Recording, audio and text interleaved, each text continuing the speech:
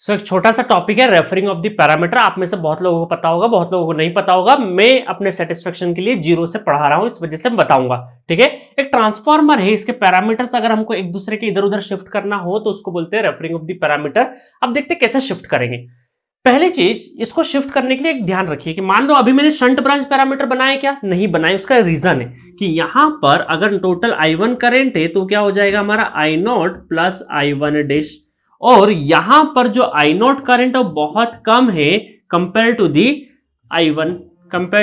I1 dash. इसका मतलब हम क्या करेंगे, इसको नेग्लिजिबल मानते हैं। इसको क्या मानते हैं, नेग्लेक्ट कर देते हैं। नेग्लेक्ट करने का मतलब है ये नो लोड करंट है, और ट्रांसफार्मर के केस में जो नो लोड करंट है वो 2 to 6% of full load current होता है। कितना होता है, बहुत ही कम होता है। फुल लोड के कंपैरिजन में 2 to 6% ही होता है। इस वजह से इसको क्या करते हैं, जब रेफरिंग करते हैं हम लोग सिस्टम, तो एक क्या अजम्पशन लेंगे कि शंट ब्रांच पैरामीटर को क्या करेंगे, शंट ब्रांच को क्या कर देंगे हम लोग, नेग्लेक्ट मान लेंगे। तो ये अजम्पशन है। इसी अजम्पशन के कारण हम लोग क्या करे हैं, पर यूनिट सिस्टम पढ़ पाए हैं। ठीक है, तो जब मैं पावर सिस्टम में पर यूनिट सिस्टम पढ़ाऊंगा तो ये शंट ब्रांच पैरामीटर है उसको नेग्लिजिबल करेंगे, तभी हम लोग ट्रांसफार्मर के सारे पैरामीटर्स को शिफ्ट कर सकते हैं। अदरवाइज क्या होता है, हमारा शंट ब्रांच में दिक्कत होती है क्योंकि एग्जैक्टली हमारा सेम नहीं होता। तो ये जो रेफरिंग सिस्टम है कहीं ना कहीं अगर देखा जाए, इन शॉर्ट बोलूं तो ये अप्रोक्सीमेशन है। ठीक है, बहुत ज्यादा एग्जैक्ट नहीं है, बट इतना अप्रोक्सीमेशन भी नहीं है, बहुत ज्यादा मार्जिन में, क्योंकि ये कंपोनेंट बहुत कम है। ठीक है, इसका जो वैल्यू है, करंट का वैल्यू बहुत कम है, इस वजह से शंट ब्रांच को हम लोग लगभग नेग्लिजिबल मानते हैं। चलिए, अब नेग्लिजिबल मान लिया। अब मैं बात करूंगा कि थोड़ी देर के लिए मुझे क्या करना है, सारे system primary to secondary refer करना है। क्या करना है, प्राइमरी टू सेकेंडरी रेफर करना है। ठीक है, सेकेंडरी रेफर करना है। ठीक है, इसके लिए फॉर्मूला है, थोड़ी देर के लिए ओमिक वैल्यू एक जैसे चलेंगे सारे, जितनी भी ओमिक वैल्यू, चाहे रेजिस्टेंस हो, रिएक्टेंस हो, इंपीडेंस हो। तो थोड़ी देर के लिए मुझे R1, इस R1 को कहां रेफर करना है, मुझे रेफर टू सेकेंडरी। तो R1 को जब मैं प्राइमरी टू सेकेंडरी रेफर करूंगा तो ये R1 डैश हो जाएगा। क्या हो जाएगा, R1 डैश हो जाएगा। ठीक है, इस R1 डैश को अगर मुझे रेफर करना है तो एक फॉर्मूला याद रख लीजिए, रेफर्ड टू,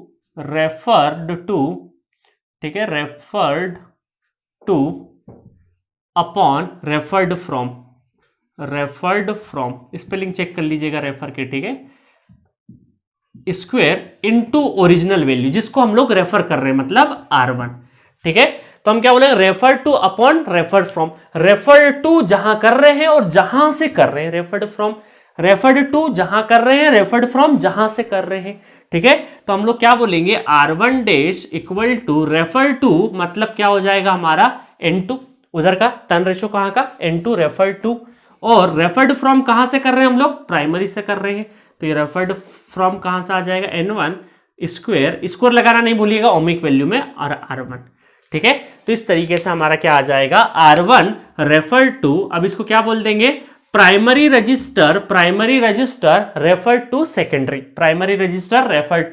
इस तरीके से हम लोग लैंग्वेज फॉर्म में बोल सकते हैं। मतलब आपको ध्यान रखना है ये वाला formula mainly refer to upon refer from. तो यहां पर x1 भी देखिए, x1 उधर जाके क्या बन जाएगा, x1 डैश बन जाएगा, मतलब रेफर टू मतलब सेकेंडरी साइड हो रहा है, रेफर्ड फ्रॉम यहां से स्क्वायर इनटू x1, इस तरीके से हो जाएगा। ठीक है, तो यहां से वैल्यू हो जाएगी। नेक्स्ट, अगर दोनों का मिला के इंपीडेंस का भी करना हो तो भी सिमिलर काइंड में ही चलेगा। मैं बात करता हूं, अगर शंट ब्रांच के ड्रॉप को थोड़ी देर के लिए नेग्लिजिबल मान लो और ये V1 और V2 को भी इधर उधर करूं, तो यहां पर V1 डैश मतलब प्राइमरी का वोल्टेज रेफर टू सेकेंडरी अगर करना है तो क्या हो जाएगा, refer to upon referred from. अब इसमें स्क्वायर नहीं लगेगा, ठीक है, सिंपली V1। ठीक है, बट करंट में ध्यान रखिएगा, मान लीजिए मुझे I1 करंट को भी करना है रेफर, तो मैं I1 करंट को करूंगा तो इसका बाकी सबका सेम चलेगा, refer to referred from. Current में उल्टा हो जाएगा, मतलब N1 divided by N2 into ये डैश ये I1। ठीक है, इस तरीके से लिख सकते हैं। और इन पैरामीटर को जब मैं उस साइड में ले जाऊंगा तो क्या हो जाएगा, सेकेंडरी साइड का जब पैरामीटर हो जाएगा तो ये तकरीबन ऐसे लिखी जा सकते हैं कि उधर पैरामीटर हो गए तो ये एक रजिस्टर हो जाएगा और ये हो जाएगा एक रिएक्टेंस, और इस तरीके से हम लोग बोल सकते हैं ये हो गया E2 और ये हो गया हमारा V2। ठीक है, और करंट थोड़ी देर के लिए करंट लोड वाला ही मान लेते हैं, क्योंकि पैरामीटर को ज़्यादा रेफर करेंगे हम लोग। और यहाँ पर देखिएगा, यहाँ से हम लोग बोल देंगे इसको RE2 और XE2। मतलब ये हो जाएगा सेकेंडरी साइड में इसके अंदर। देखो ये RE2 का मतलब क्या है, इस RE2 के अंदर ये R2 तो रहेगा ही रहेगा, R2 तो रहेगा, प्लस ये जो आपका R1 डैश जो रेफर होके आया है ये पूरा रहेगा, मतलब R1 डैश। और इसके अंदर क्या होगा, XE2 के अंदर क्या हो जाएगा, XE2 के अंदर हो जाएगा X2 तो रहेगा ही रहेगा सेकेंडरी का, प्लस जो प्राइमरी से रेफर होके आया वो भी रहेगा, मतलब X1 डैश। तो ये आपको बहुत सारी जगह हेल्प करेगा इस बड़े से डायग्राम को छोटे से डायग्राम में, क्योंकि सेकेंडरी साइड में रेफर किया है। ज्यादातर केस में हम लोग सेकेंडरी साइड ही रेफर करेंगे, क्योंकि हमारा पूरा का पूरा काम किससे रहेगा, लोड से रहेगा। मान लीजिए सेम प्राइमरी वाला होता, थोड़ी देर के लिए इसको मैं same secondary to primary shift होता तो क्या होता, ठीक है, सेकेंडरी टू प्राइमरी होता तो सेम हम लोग क्या बोलते हैं, R2 को R2 डैश डिवाइडेड बाय क्या बोल देंगे, R2 डैश को रेफर्ड टू रेफर्ड फ्रॉम। तो रेफर्ड टू इस बार कहां कर रहे हैं, प्राइमरी साइड में कर रहे हैं, और कहां से कर रहे हैं, सेकेंडरी से। तो primary 1 N1 divided by N2 whole square R2, और X2 डैश भी क्या हो जाता हमारा, यहां पर हम बोल देंगे N1 divided by N2 square into X2। बहुत सारे बुक्स में N1 बाय N2 को टर्न रेशो A से सिंबलाइज किया है और टर्न रेशो के नाम से किया हुआ, बट मैं उस थ्योरी को गलत मानता हूं। मैं मानता हूं कि आपको रटने की जरूरत नहीं है, एक और अननोन रिप्रेजेंट करने की मुझे कोई जरूरत नहीं है, इसको रिप्रेजेंट नहीं कर रहा हूं मैं। डायरेक्टली आप रेफर टू रेफर फ्रॉम याद रखिए, बाकी आप फॉर्मूला नहीं याद रखिएगा। रेफर टू जहां जाना है, जहां शिफ्ट करना है रेफर टू, और जहां से शिफ्ट करना है रेफर्ड फ्रॉम, तो उससे ध्यान रखिए, ठीक है। तो यहां पर सिमिलरली आपका V2 और I2 भी हो जाएगा। तो V2 कितना हो जाएगा, V2 डैश हो जाएगा हमारा N1 divided by N2, square नहीं लगाइएगा, ठीक है। तो यहां पर V2 हो जाएगा। सिमिलरली अगर मुझे I2 करना है, I2 डैश, तो ये हो जाएगा N2 डिवाइडेड उल्टा, ये बस करंट में ध्यान रखना, करंट में दिक्कत हो जाती है। और पूरा इक्विवेलेंट सर्किट कैसे बन जाएगा, इक्विवेलेंट सर्किट अगर हमारा प्राइमरी साइड में बनाएंगे तो ये हो जाएगा हमारा RE1 और XE1, ठीक है, RE1 और XE1 हो जाएगा। तो ये RE1 कितना हो जाएगा हमारा, RE1 हो जाएगा RE1 इक्वल टू, इसका तो रहेगा ही रहेगा, प्राइमरी का R1 तो है ही है, प्लस R2 डैश, और XE1 कितना हो जाएगा, X1 तो है ही है, प्लस X2 डैश। इस तरीके से कर सकते हैं, पर ज्यादा बेनिफिशियल आपका ये वाला है, क्योंकि ज्यादातर कॉन्सेप्ट चाहे वोल्टेज रेगुलेशन की बात करें, एफिशिएंसी की बात करें, हम लोग कहां ले जाएंगे उसको, सेकेंडरी साइड में ले जाएंगे। तो ये रेफरिंग सिस्टम आपको वैसे पता होता, बट इसमें एक अजम्पशन है कि शंट ब्रांच को हम लोग को नेग्लेक्ट करना पड़ेगा, तभी ये कर सकते हैं हम लोग इजी तरीके से, ठीक है। तो इतना सारा आपको पता होना चाहिए, रेफर टू रेफर्ड फ्रॉम, सिर्फ ये याद रखिएगा, ठीक है। और हम लोग क्या बोल सकते हैं, इसका एक और जो एग्जांपल है हमारा इंपीडेंस मैचिंग, वो वाला भी एग्जांपल जल्दी से देख लेते हैं।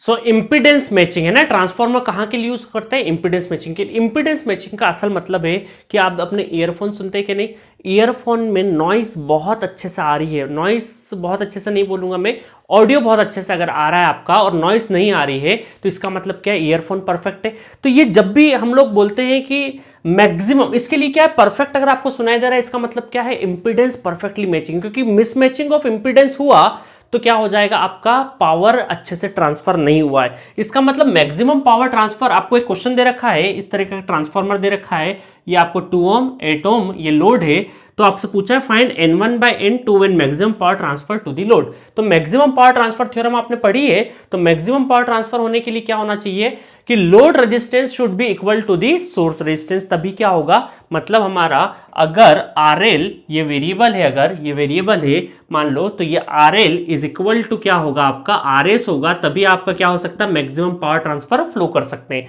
और डिफरेंट डिफरेंट केसेस मैंने नेटवर्क थ्योरी में आपको पढ़ाए भी हैं, ठीक है, और मैक्सिमम पावर ट्रांसफर थ्योरम पे बहुत सारे क्वेश्चंस भी कराए हैं, ठीक है।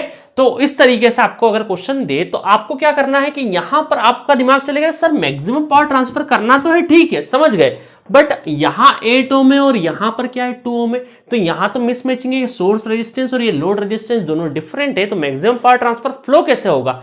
तो आपको देखना है कि ये ट्रांसफार्मर है बीच में, क्या है ये ट्रांसफार्मर है। नॉर्मल सर्किट होता 2 ओम और 8 ओम, तब आपको डाउट करने की जरूरत थी, बट आपको क्या है, यहां से बीच में क्या है, ट्रांसफार्मर है, मतलब ट्रांसफार्मर के इस साइड 2 ओम है और उस साइड कितना है 8 ओम है।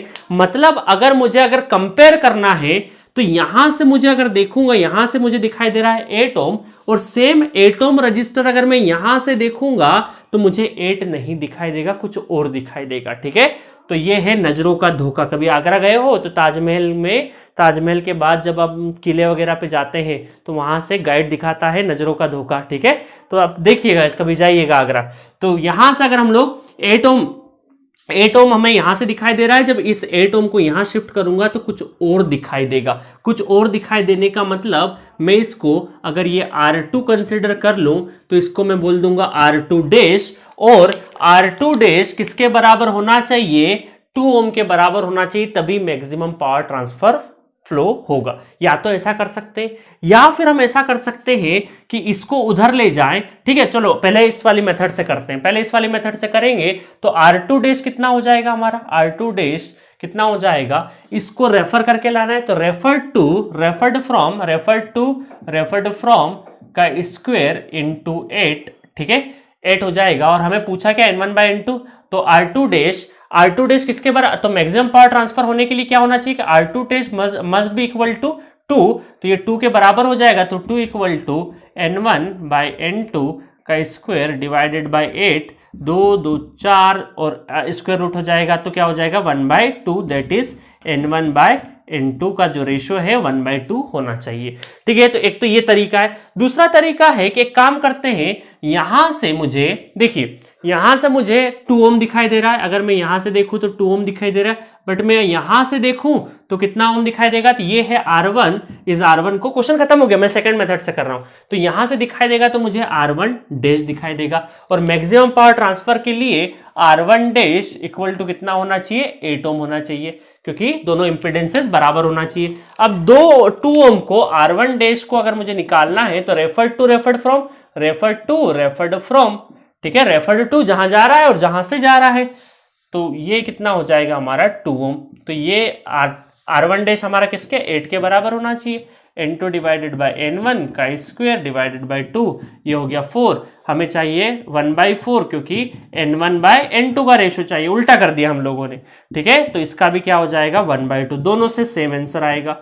तो आपको पता चल गया है कि यहां पर रेफरिंग सिस्टम यूज होगा इंपीडेंस मैचिंग में। तो इस तरह क्वेश्चन आए तो आपको टिक कर देना है, बट आपको रेफर करना पड़ेगा। ठीक है गाइस, तो आपको इतनी रेफरिंग चाहिए, इससे ज्यादा की आपको जरूरत नहीं है। तो एट दिस नोट हम लोग कंप्लीट हमारे रियल ट्रांसफार्मर की सारी जानकारी जुटा चुके हैं।